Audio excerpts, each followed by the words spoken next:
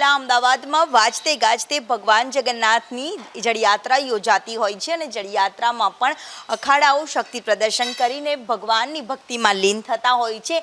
જળયાત્રા પણ ભગવાન જગન્નાથજીની નાની યાત્રા જ એટલી જ પ્રસિદ્ધ છે।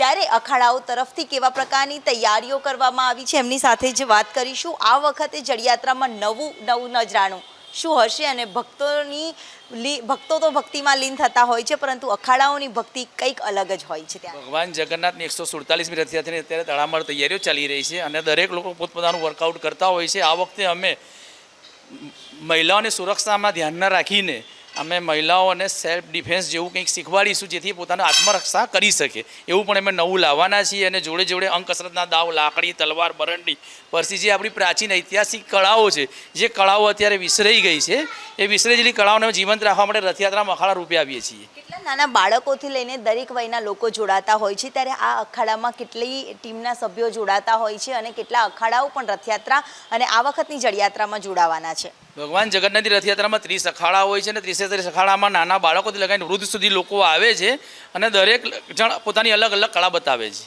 આ વખતની જળયાત્રાની તૈયારીઓ કેવી છે? બસ જળયાત્રાની તૈયારી ચાલી રહી છે, જોડે જોડે ભગવાન જગન્નાથની રથયાત્રાની પણ તૈયારી ચાલી રહી છે।